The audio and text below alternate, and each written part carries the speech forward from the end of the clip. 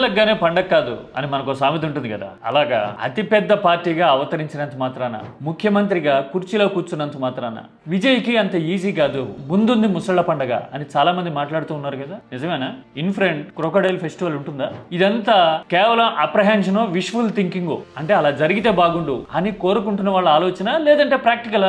విజయ్కి ఛాలెంజెస్ ఏమున్నాయి? కుర్చీలోకి వచ్చిన తర్వాత కూడా ఒక 5-6 ఆస్పెక్ట్స్ కనపడతా ఉన్నాయి. అవేంటో 1 by 1 ప్రాక్టికల్ గా డిస్కస్ చేద్దాం. విజయ్ సినిమాల్లో కనిపించేంత యాక్షన్, సెంటిమెంట్, అన్నిటికీ మించి ఛాలెంజెస్ ఇందులో ఉన్నాయి అని మనకు అర్థమవుతుంది.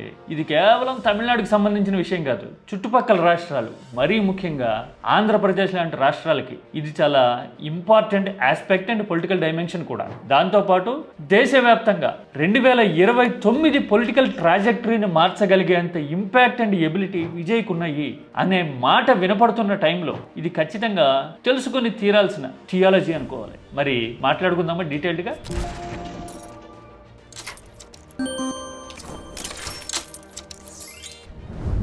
విజయ్ రాజకీయాల్లోకి వస్తున్నారు అని కన్ఫామ్ అయ్యి ఎన్నికల బరిలో దిగి తొలిసారి కొట్లాడుతూ ఉన్న టైంలో ఆయన సినిమానే రాజకీయం అడ్డుకోవడం చూశాం కదా. 30 ఏళ్లకు పైగా ఎక్స్పీరియన్స్ ఉన్న తిరుగులేని కథానాయకుడు ఆయన. రాష్ట్ర వ్యాప్తంగా ఫ్యాన్ బేస్ ఉంది, దేశవ్యాప్తంగా విజయ్ అంటే తెలుసు, పాన్ ఇండియా సినిమాలు ఉన్నాయి ఆయనకి. మరి ఇంత ability, capacity, fan base, public లో స్ట్రెంగ్త్ ఉన్నా గానీ జననాయకుడిని రిలీజ్ కానివ్వలేదు కదా. రిలీజ్ కానివ్వకపోతే పని ఉండే, ఆఖరికి లీక్ కూడా చేసి ఆర్థికంగా ముప్పు తిప్పలు పెట్టేందుకు రాజకీయం ఎలాంటి గేమ్ ఆడిందో చూసాం కదా. మరి సినిమాల్లో అంత హోల్డ్ ఉంటేనే జననాయకుడిని ఇలా చేసింది కదా రాజకీయం. మరి రాజకీయాలకి విజయ్ కొత్త కదా, మరి విజయ్ని కొనసాగనిస్తుందా రాజకీయం? ఎలా చెడుగుడు ఆడుతుంది? ఏముంది, ఆల్రెడీ కనపడింది కదా. గవర్నర్ తిప్పించుకున్నారు, రౌండ్ వేయించుకున్నారు లోక్ భవన్ చుట్టూ. ఇంకో పక్కన చిన్న చితకా పార్టీలు కూడా విజయ్ని టెన్షన్ పెట్టడానికి శక్తి వంచన లేకుండా ట్రై చేసాయి కదా. కారణం ఏంటి? ఆయనకి మెజారిటీ లేదు. మరి ఇనీషియల్ గానే ఇన్ని హిక్అప్స్ ఉంటే ముందు ముందు పరిస్థితి ఏంటి? ఆయన చూడబోతేనేమో భారీ హామీలు ఇచ్చారు, విపరీతమైన ఎక్స్పెక్టేషన్స్ ఉన్నాయి. అన్నిటికీ మించి ఆయన ట్రెండ్ సెట్టర్, జెన్జీ ఆయన్ని కోరుకుంది అని దేశం అంతా మాట్లాడుతోంది కదా. మరి ఇలాంటి ఛాలెంజెస్ ని విజయ్ దాటగలుగుతారా? ఒక 5-6 పారామీటర్స్ చూద్దాం. ఛాలెంజెస్ అనుకోండి, పారామీటర్స్ అనుకోండి, ఏ పేరైనా పెట్టండి. ఒక 5-6 ఆస్పెక్ట్స్ మాట్లాడుకుంటే కనుక మనకి చాలా క్లారిటీ వస్తుంది. మొదటిది మెజారిటీ ఛాలెంజ్. విజయ్ బొటాబొటీ మెజారిటీతో 1-2 సీట్లు మాత్రమే అత్యవసరంగా ఉన్నాయని అధికారంలోకి వస్తున్నాడు. ఈ పార్టీలు కాసుకుని కూర్చుంటాయి కదా అవకాశం కోసం. మరి ఈ ఛాలెంజ్ ని ఫేస్ చేయడం అంత సులభమా? లెఫ్ట్ పార్టీల దగ్గర 4 సీట్లు ఉన్నాయి. లెఫ్ట్ ఏమీ అంత తేలిగ్గా గేమ్స్ ఆడకపోవచ్చు, ఎందుకంటే ఎక్కడ దేశంలో ఉనికిలో లేదు కదా. కొద్దో గొప్ప సిగ్నిఫికెంట్ గా రిలవెంట్ గా ఉంది తమిళనాడులో, అందుకని కాస్త ఆలోచించే అవకాశం ఉంది. కాంగ్రెస్ ఎలాగో ఎటు బెసకదు, ఆల్రెడీ డిఎంకే కూడా దూరం అయింది కాబట్టి ఈ 2 పార్టీలు ఉంటాయి, 9 సీట్లు ఉంటాయి. మరి మిగతా పార్టీల సంగతి ఏంటి?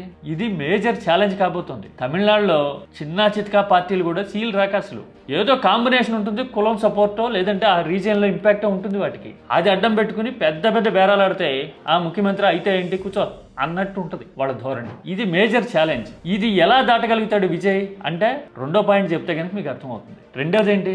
AIADMK is under threat. Vijay ముఖ్యమంత్రి అయితే ఏఐఏడిఎంకే కొంప ఎందుకు మునుగుతుంది? జయలలిత మరణం తర్వాత ఆ పార్టీ చిక్కి సగం అయిపోతా ఉంది కదా ప్రతి ఎన్నికలోనూ.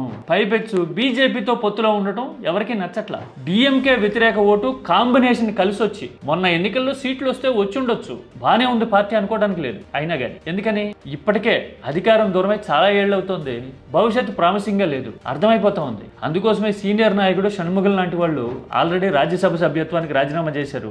నా అంచనా కరెక్ట్ అయితే వెరీ సూన్ అన్నాడీఎంకే ముక్కలవుతుంది. బీజేపీ కేంద్రం ఎంత కాపలా కాసినా కూడా చీలిక వర్గం వచ్చి విజయ్తో చేతులు కలుపుతుంది. ఒక 20 మందిలో ఏమో కంసెకం వెంటేసుకొచ్చి విజయ్కి సెక్యూరిటీ ఇస్తాము పొలిటికల్ గా అని చెప్పి మంత్రి పదవులు తీసుకుంటారు అన్నాడీఎంకే నాయకులు. ఇది పక్క. అంటే తమిళనాడు పొలిటికల్ ల్యాండ్స్కేప్ నుంచి ఒక పార్టీ మాయమైపోయే అవకాశాలు ఎక్కువగా ఉన్నాయి. ఇది రెండోది. ఇక మూడోది పొలిటికల్ ఫైర్. విజయ్ తమిళనాడులో most popular leader and CM అవుతుండొచ్చు గాక, కానీ most experienced and promising leader ఎవరు అంటే స్టిల్ స్టాలిన్. స్టాలిన్ 70s లో ఉన్నారు, 80s కి దగ్గర అయిపోతున్నారు. ఇక ఆయనకి కాలం చెల్లింది అనుకోవడానికి లేదు. ఎందుకని? ఆయన తండ్రి కరుణానిధి 82 ఏళ్ల వయసులో ముఖ్యమంత్రి అయ్యారు 2006లో. అంటే 86 ఏళ్ల వరకు ఆయన ముఖ్యమంత్రిగా యాక్టివ్ పాలిటిక్స్ చేశారు. అలాంటి జీన్స్ అవి. పైగా చూడండి, స్వయంగా తాను ఓడిపోయిన కొలత్తూరుకి వెరీ నెక్స్ట్ డే వెళ్ళడం అనేది rarest of the rare moment in politics కదా. ఆయన వెళ్ళాడు అక్కడికి, స్టాలిన్ కోసం జనం కంటతడి పెట్టారు అని మాట్లాడుకోవడం కనపడింది పడింది కదా. అంటే ముఖ్యమంత్రిగా ఉండి ఓడిపోయాడు అనే దానికంటే జనం ఏడిచారు స్టాలిన్ కోసం అనే ఇష్యూని రైజ్ చేయడం ఉంది చూసారా, అది పొలిటికల్ డెప్త్ అంటే. పైగా వైగో లాంటి తబలా వాయించే నాయకులందరూ అన్నాదొరై కూడా ఓడిపోయారు కామరాజ్ ప్రభంజనంలో అని స్టాలిన్ ని అన్నాదొరైతో పోల్చి ఎలివేషన్స్ ఇస్తా ఉన్నారు కదా. అంటే వీటన్నిటిని బట్టి చూస్తే ఏమవుతుంది, Stalin is there to fight back again అని కదా అర్థం. మరి అంకల్ స్టాలిన్ వర్సెస్ విజయ్ రాజకీయం ఎలా ఉంటుంది? A seasoned politician, experienced politician versus popular politician అనమాట ఈ ఫైట్. అందుకని ప్రతి సీన్ క్లైమాక్స్ లాగా ఉంటుంది, ఏదో సినిమాలో చెప్పినట్టు. ఇది మూడో ఆస్పెక్ట్. ఈ అన్ని ఛాలెంజెస్ సవాళ్ళేనా అంటారా? నాలుగోది interesting, Gen Z impact. Gen Z impact అంటే ఇంతకు ముందు ఏజ్ ఫ్యాక్టర్ గురించి మాట్లాడుకున్నాం కదా. తమిళనాడు ఓటర్లలో 3.5 కోట్ల మంది యంగ్ ఓటర్స్ ఉన్నారు, అందులో జెన్జీ అయితే 1.5 కోటి మంది ఉన్నారు. వాళ్ళందరూ విజయ్ వైపు మొగ్గారు అని ఫలితాన్ని అనలైజ్ చేస్తే అర్థమవుతోంది కదా. అందుకోసమే అన్నాడీఎంకే డిఎంకేల కంటే 15% ఎక్కువ ఓట్లు వచ్చినాయి విజయ్కి. జెన్జీ విజయ్ వైపు చూసింది అని దేశం మొత్తానికి అర్థమవుతోంది. దేశ రాజకీయాల్లో కూడా ఇది రావాల్సిన మార్పు, కావాల్సిన మార్పు అని మాట్లాడుతున్నాం కదా. ఎందుకని దేశంలో కూడా ప్రతి 100 ఓటర్లో 30 మంది జెన్జీ ఉన్నారు. మరి వాళ్ళని ఆకట్టుకోవాలంటే ఫేస్ వాల్యూ, డైనమిజం ఉన్న విజయ్ లాంటి వాళ్ళ అవసరం ఉంటుంది కదా. కాంగ్రెస్ విజయ్తో పొత్తు పెట్టుకోవడానికి ఇది కూడా ఒక కారణం.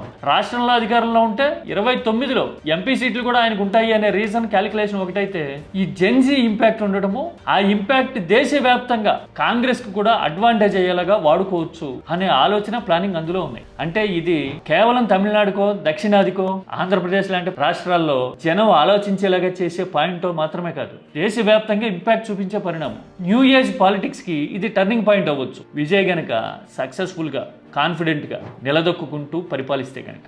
ఇది నాలుగోది. ఐదోది new age politics. Vijay youth centric గా చాలా హామీలు ఇచ్చారు, ఓట్లేసింది కూడా యూతే. పైగా టిక్కెట్ల కేటాయింపులో విజయ్ చూపించిన ఈక్వేషన్ చూస్తే కన్జర్వేటివ్ పొలిటికల్ స్పెక్ట్రమ్ నుంచి బయటకు వచ్చి విజయ్ ఆలోచించారు అని అర్థమవుతోంది కదా. డ్రైవర్లకి, చిన్న చిన్న పనులు చేసుకునే వాళ్ళకి టికెట్ ఇచ్చి డబ్బు ఖర్చు పెట్టకుండా గెలవటం అంటే అది విజయ్ పార్టీ గొప్పతనం అనుకునే కంటే కూడా రాజకీయాలకు మంచిది, ఆరోగ్యకరమైన పరిణామం అది. అంతే కదా. పర్ఫార్మెన్స్ ఓరియంటెడ్ పాలిటిక్స్, నమ్మండి, ఓటేయండి, తేడా చూడండి అని చెప్పడం, అంతే కదా. మరి ఈ నమ్మకాన్ని, ఈ ప్రామిసింగ్ అప్రోచ్ ని పరిపాలనలో కూడా విజయ్ చూపించారు అంటే రాష్ట్ర రాజకీయం మారుతుంది. ఇది న్యూ ఏజ్ మోడల్ అని 2 పార్టీలు మాత్రమే ఉన్న ఏపీ లాంటి రాష్ట్రాలు ఆ మోడల్ని అడాప్ట్ చేసుకునేందుకు, కొత్త ఆలోచనలు చేసేందుకు ఒక లైవ్ ఎగ్జాంపుల్ కళ్ళ ముందు ఉన్నట్టు ఉంటుంది. ఇది ఓవరాల్గా తమిళనాడుకే కాదు, దేశవ్యాప్తంగా పొలిటికల్ హెల్త్కి మంచిది దేశానికి. అవునా కదా? ఈ 5 రీజన్స్ ఉన్నాయి. అంటే ఇందులో హోప్ ఉంది, ఆస్పిరేషన్ ఉంది, కాన్ఫిడెన్స్ ఉంది, అన్నిటికీ మించి ఛాలెంజెస్ కూడా ఉన్నాయి. ఈ ఛాలెంజెస్ని, ఇలాంటి స్పీడ్ బ్రేకర్లని దాటి విజయ్ వెళ్ళగలుగుతారా అంటే, ఇప్పుడున్న సిచ్యువేషన్లో అయితే ఆయనకి ఎక్స్పీరియన్స్ లేదు అని చాలా మంది మాట్లాడుతున్నారు. కానీ ఎక్స్పీరియన్స్ లేకపోయినా కానీ అంత ప్రామిసింగ్గా, కంపోజ్డ్గా మహా పార్టీలని, సినిమాలను కూడా లీక్ చేసి దెబ్బతీసిన ఎత్తుగడల్ని ఫేస్ చేశాడంటే, పొలిటికల్ ఎరీనాలో కూడా అదే అప్రోచ్, అదే కన్సాలిడేటెడ్ మేనర్ని రిప్లికేట్ చేశాడంటే విజయ్ సక్సెస్ అయ్యేందుకే ఎక్కువ స్కోప్ ఉంది. ఏమంటారు? పగ్గాలు అందుకుని కొత్త హోప్ క్రియేట్ చేస్తున్న విజయ్కి ఈ ఛాలెంజెస్ దాటే సత్తా ఉందంటారా మీరైతే? కామెంట్ సబ్జెక్ట్ ఓరియంటెడ్గా చేయండి. This is for the good of the state, good of the nation. This is key talks.